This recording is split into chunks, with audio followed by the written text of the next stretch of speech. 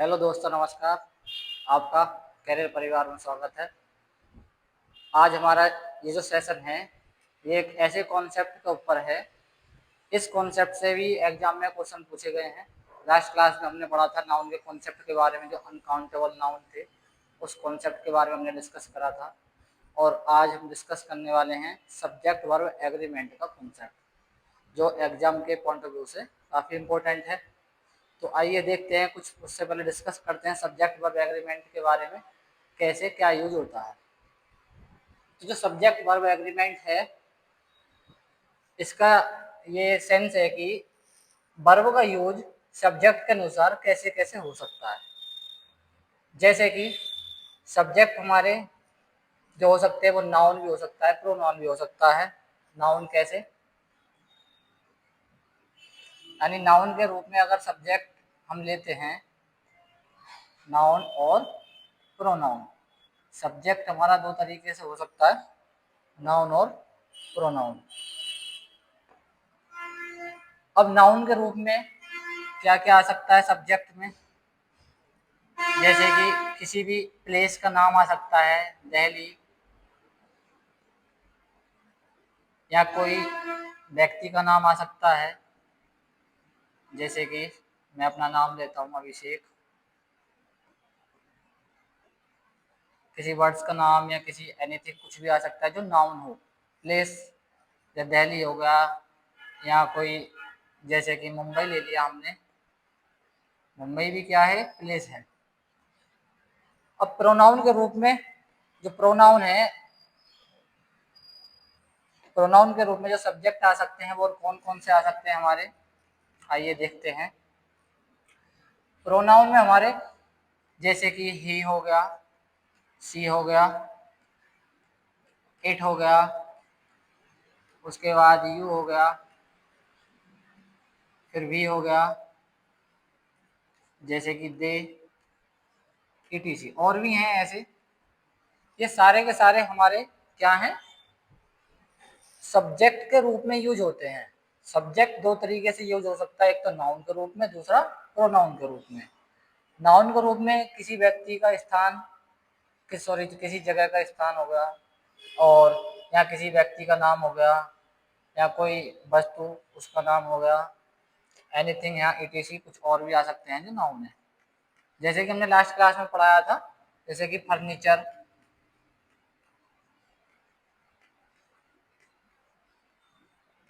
या फर्नीचर। और भी हो सकते हैं जैसे कि सीजर, मतलब कैंची, सीजर्स। या किसी सब्जेक्ट का नाम, जैसे मैथ्स, जैसे मैथ हो गया, या फिजिक्स हो गया।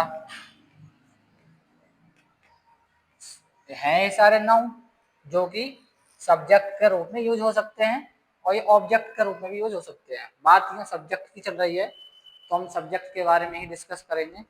अब आगे देखते हैं। प्रोनाउन में तो हमारे ही, सी, इट, यू, वी, दे और भी हैं जो आ गए। अब जो मेन कॉन्सेप्ट है वो ये है कि वर्ब का जो यूज होता है वो सब्जेक्ट के अकॉर्डिंग होता है। जैसे कि एग्जांपल देके मैं एक चीज समझाता हूँ आपको।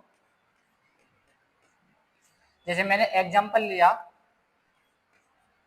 ही was not he was not giving the exam, giving the exam।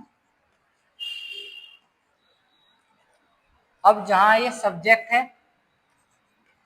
हमारा, ही किस क्या काम है कर रहा है, हम सब्जेक्ट का काम कर रहा है।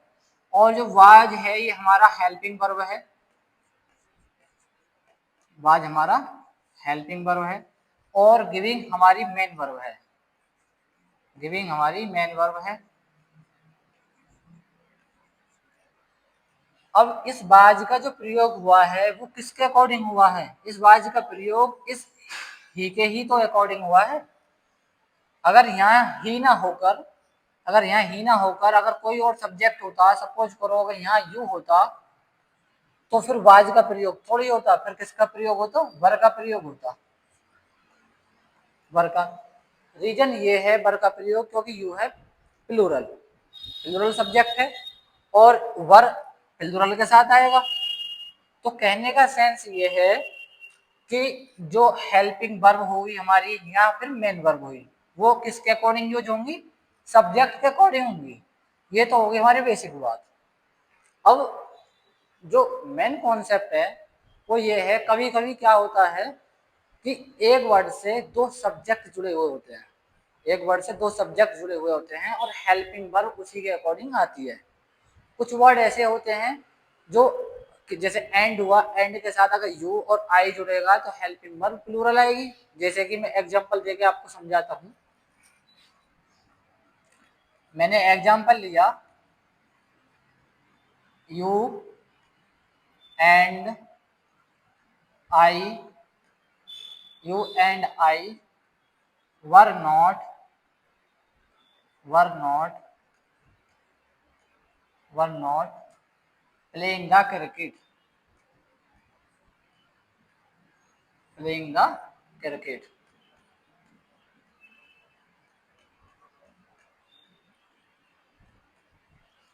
अब देखो इस वाले एग्जांपल में हमने देखा था कि यहाँ जो सब्जेक्ट है वो केवल ही है, यानी एक सब्जेक्ट। कितने नंबर है सब्जेक्ट के, एक। लेकिन इस वाले में जो सब्जेक्ट है वो दो हैं। कितने, दो। अब एंड के साथ दो जुड़े हुए, यानी यू एंड आई, तुम और मैं were not playing the cricket, यानी क्रिकेट नहीं खेल रहे थे। अब जो वर का प्रयोग हुआ है वो एंड के साथ दो नाउन, दो प्रोनाउन जुड़े हुए हैं सब्जेक्ट के रूप में, दो हो गए। अब वर का प्रयोग वर हमारा तब आता है जब हमारा सब्जेक्ट प्लूरल होता है। अब सब्जेक्ट हुए दो, अगर सिंगल होता तो सिंगुलर माना जाता, अगर केवल आई होता या यू होता। अब दो जुड़े हुए हैं, you and I were not, इस तरीके से। अब कुछ वर्ड ऐसे होते हैं जो अपने साथ दो सब्जेक्ट को रखते हैं, अपने साथ दो सब्जेक्ट को रखते हैं, लेकिन जो हेल्पिंग वर्ब आती है ये हेल्पिंग वर्ब या मेन वर्ब डिपेंड करती है पहले वाले सब्जेक्ट के ऊपर। किस पर, पहले वाले सब्जेक्ट पर डिपेंड करती है। आइए देखते हैं उस कॉन्सेप्ट को। जैसे कि किसी भी सेंटेंस में सब्जेक्ट के नंबर, किसी भी सेंटेंस, किसी भी, एक मिनट,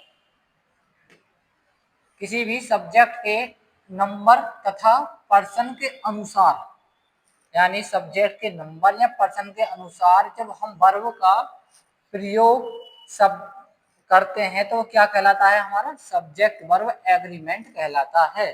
यानी कि सब्जेक्ट के नंबर और पर्सन के अनुसार वर्ब का प्रयोग जब जब होगा वो सब्जेक्ट वर्ब एग्रीमेंट कहलाएगा। अब कुछ वर्ड ऐसे होते हैं जो अपने साथ दो सब्जेक्ट को जोड़े रहते हैं।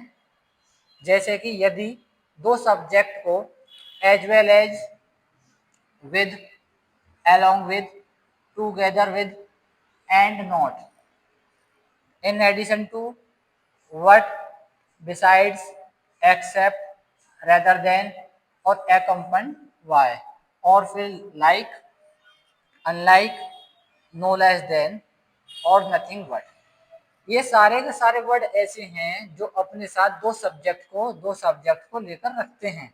लेकिन अगर इनको हम से जोड़ते हैं तो वर्ब जो आती है, हमारी वर्ब है, ये किस सब्जेक्ट के अनुसार आएगी, पहले सब्जेक्ट के अनुसार आएगी। अगर जब जब ये वर्ड अपने साथ दो सब्जेक्ट को जोड़ेंगे तो हेल्पिंग वर्ब जो यूज होगी वो पहले सब्जेक्ट के अकॉर्डिंग होगी। जैसे कि एग्जांपल यहां दिया हुआ है, Ram as well as his parents. अब देखिए S1 यानी सब्जेक्ट नंबर 1 होगा और सब्जेक्ट नंबर 2 होगा। अगर देखा जाए तो एज वेल एज जो है ये अपने साथ दो सब्जेक्ट को जोड़े हुए है, पहला सब्जेक्ट राम, दूसरा सब्जेक्ट हिज पेरेंट्स। अगर तो इस अकॉर्डिंग तो यहाँ हेल्पिंग वर्ब प्लूरल आनी चाहिए थी, लेकिन कॉन्सेप्ट यही है कि जब जब एज वेल एज के साथ दो सब्जेक्ट होंगे, जब एज वेल एज के साथ दो सब्जेक्ट जुड़े हुए होंगे तो ये जो हेल्पिंग वर्ब है ये डिपेंड करेगी किस पर, पहले सब्जेक्ट पर, इस पर। आ गया होगा समझ में। तो राम कैसा सब्जेक्ट है हमारा, सिंगुलर, और सिंगुलर है तो हेल्पिंग वर्ब सिंगुलर आएगी, इसलिए यहाँ इज का प्रयोग हुआ है। अब अगला दिया हुआ है my father unlike my uncles. Unlike के साथ दो सब्जेक्ट जुड़े हुए हैं हमारे, एक तो S1 दूसरा S2। अब दो सब्जेक्ट जब जुड़े हुए हैं अनलाइक के साथ तो, लेकिन माई अंकल्स तो प्लूरल है, लेकिन कॉन्सेप्ट ये है जब जब अनलाइक आएगा और उसके साथ दो सब्जेक्ट जुड़े होंगे तो हेल्पिंग वर्ब किस पर डिपेंड करेगी, पहले सब्जेक्ट पर डिपेंड करेगी। यानी कि माई फादर कैसा है हमारा, सिंगुलर, और सिंगुलर अगर सब्जेक्ट है तो हेल्पिंग वर्ब कैसी आएगी, सिंगुलर। आपको समझ में आया होगा ये कॉन्सेप्ट। और अब देखते हैं आगे एग्जांपल और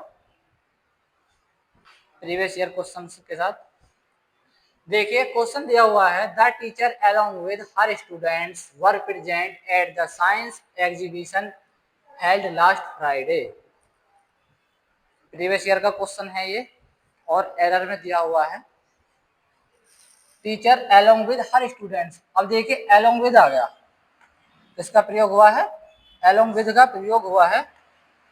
अब अलोंग विद रूल ये है, अगर अलोंग विद किसी भी सेंटेंस में आता है तो हेल्पिंग वर्ब जो आएगी वो किस पर डिपेंड करेगी, पहले सब्जेक्ट पर, और पहला सब्जेक्ट है हमारा क्या, द टीचर।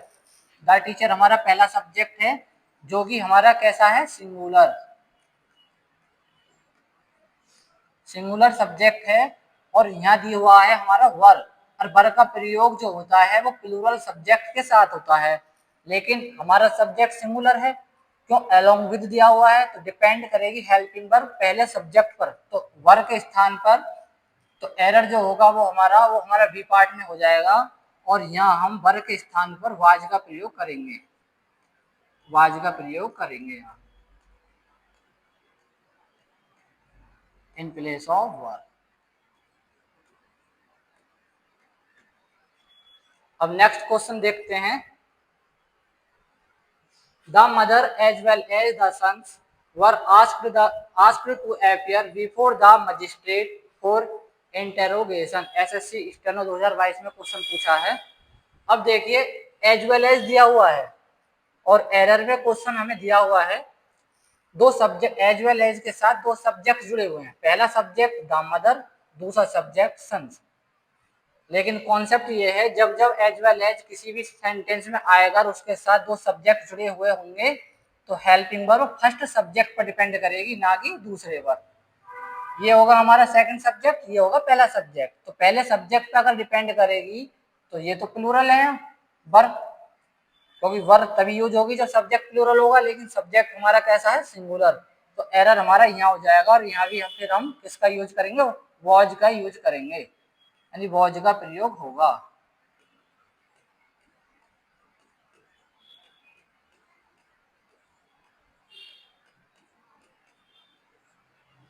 अब अगला क्वेश्चन देखते हैं, the Doon valley with all it's lights look beautiful at night from the top of the mountain. CGL 2019 में क्वेश्चन पूछा था सेम इसी कॉन्सेप्ट पर। आइए इसे करते हैं। जो दून वैली है वो विद ऑल इट्स लाइट। अब देखिए कॉन्सेप्ट ये है, जो मैंने वर्ड्स बताए थे आपको सारे के सारे, एक बार देखते हैं उनको। ये उनमें हमारा विद भी था, ये रहा, कि जब जब अगर किसी भी सेंटेंस में अगर विद के साथ दो सब्जेक्ट जुड़े हुए हैं तो हेल्पिंग वर्ब किस सब्जेक्ट पर डिपेंड करेगी, पहले पर। अब क्वेश्चन दिया हुआ है कि द दून वैली, अब विद के साथ दो सब्जेक्ट जुड़े हुए हैं, ऑल इट्स लाइट, दूसरा है the Doon valley, look beautiful at night, रात में अच्छी दिखती है वैली, कब, कहां से, from the top of the mountain, mountain की ऊंचाई से। अब जब कॉन्सेप्ट ये है कि विद के साथ दो सब्जेक्ट तो होंगे, लेकिन हेल्पिंग वर्ब जो डिपेंड करेगी वो किस पे करेगी, हमारी पहले पर डिपेंड करेगी, ऑल इट्स लाइट्स लुक।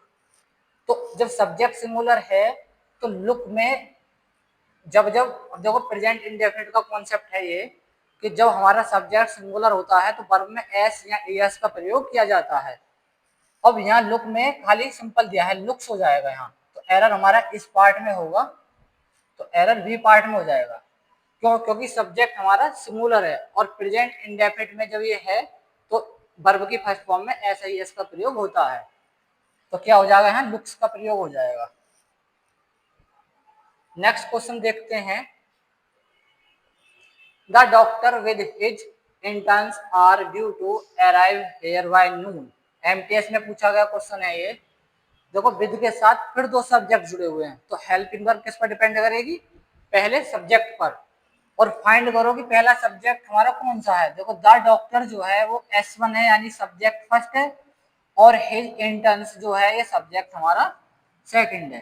तो लेकिन विद का कॉन्सेप्ट ये है कि विद जब जब अगर अपने साथ दो सब्जेक्ट को जोड़ेगा तो ये जो हेल्पिंग वर्ब है ये किस पर डिपेंड करेगी, इस वाले पर डिपेंड करेगी, इस वाले पर, पहले सब्जेक्ट पर। और पहला सब्जेक्ट हमारा कैसा है, सिंगुलर, तो हेल्पिंग वर्ब कैसी आएगी, सिंगुलर, यानी कि बी पार्ट में एरर हो जाएगा और आर के स्थान पर किसका प्रयोग होगा, इज का प्रयोग होगा। अब नेक्स्ट क्वेश्चन देखते हैं। The prime minister along with the other minister have left for America. अब देखिए अलोंग विद के साथ दो सब्जेक्ट जुड़े हुए हैं, पहला सब्जेक्ट द प्राइम मिनिस्टर और दूसरा सब्जेक्ट द अदर मिनिस्टर। अब along with same concept, S1 ये हो जाएगा और S2 ये हो जाएगा।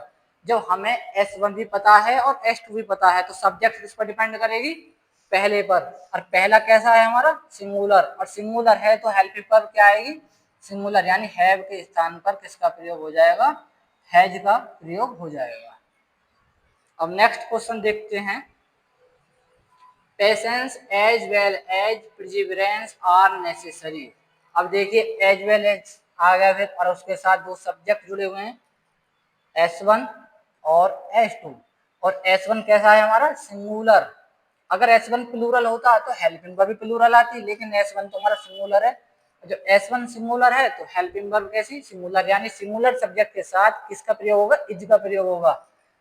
तो आर यहाँ पर ये गलत है, इज का प्रयोग होगा, क्योंकि इज जो आता है वो सिंगुलर सब्जेक्ट के साथ आता है, सिंगुलर सब्जेक्ट के साथ, सिंगुलर सब्जेक्ट। जैसे कि कौन कौन से सिंगुलर सब्जेक्ट हो सकते हैं हमारे, जैसे ही हो गया, सी हो गया, या इट हो गया, या कोई भी नाम, या फिर कोई भी नाम हो गया, या फिर अदर सब्जेक्ट जैसे कि कोई नाउन, काउंटेबल नाउन या अनकाउंटेबल नाउन। तो ये सारे हमारे किस में आएंगे, सिंगुलर सब्जेक्ट में। उनके साथ किसका प्रयोग करते हैं, इज का, और प्लूरल के साथ आर का प्रयोग करते हैं। तो आज हमने ये कॉन्सेप्ट पढ़ा। अपना कमेंट और शेयर करें और कमेंट करके बताएं कि कॉन्सेप्ट कैसा लगा। Thank you.